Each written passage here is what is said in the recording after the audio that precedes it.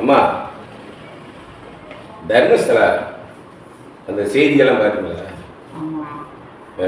அதாவது மிக கொடூரமான கொடிய செயல். இந்த ஒண்ணு சொல்லுவாங்க தெரியுமா, நிறுவனமயமாக்கப்பட்ட எல்லாமே ஊழல் மலிஞ்சதுன்னு. இது மிகப்பெரிய உதாரணம் அதுக்கு. இல்ல அதாவது கடவுள் நம்பிக்கையில போய் சாமி கும்பிடுறோம் போறோம், அங்க இருக்கிறவங்க வர்றவங்கள மனுஷங்களா கூட மதிக்க மாட்டாங்க, பெண்களவே மனுஷங்களா மதிக்க மாட்டாங்க. பாலியல் ரீதியா தொல்லை பண்றது இருக்கட்டும், கொடூரமான முறையில ஏன் கொலை பண்ணாங்கன்னு புரியவே இல்லை.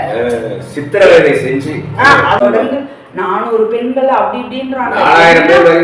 என்ன ஒரு இதா ஒரே ஒரு உயிரா இருந்தாலும் அது உயிர் தானே. பெண்ண உயிராவே நினைக்க மாட்டாங்களா? இல்ல அப்படி என்ன அவங்களோட மனசுக்குள்ளார ஒரு வக்ரம் இருக்கு. இது ஒரு நாள் 2 நாள் நடக்கல, கிட்டத்தட்ட 30-40 வருஷமா.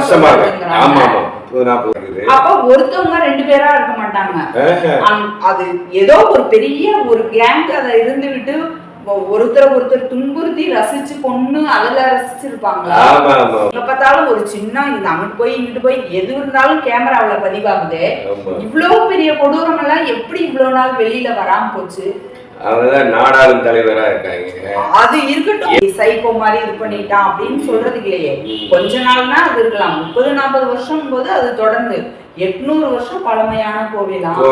அப்ப அந்த அப்போ முன்னோர்கள்லாம் எவ்வளவு நல்லதா இருந்திருப்பாங்க. அந்த குடும்பம் வந்து அந்த முன்னோர்கள் இருந்து என்ன நல்லதை கத்துக்கிட்டாங்க. அப்ப அந்த கோயில வச்சுட்டு மக்களுக்கு என்ன சொல்ல வர்றாங்க?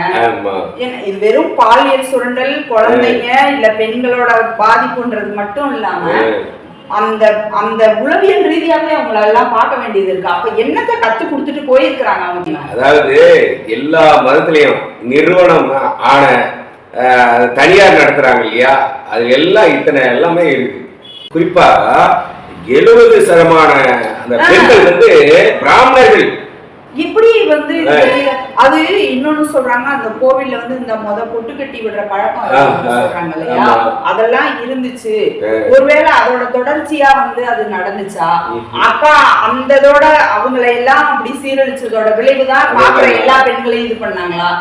அது எப்படி ஆச்சுங்கிறதே தெரியல. இல்ல இந்த மேல் விசாரிச்சாதான் அதோட இதெல்லாம் விசாரிக்கிறதா.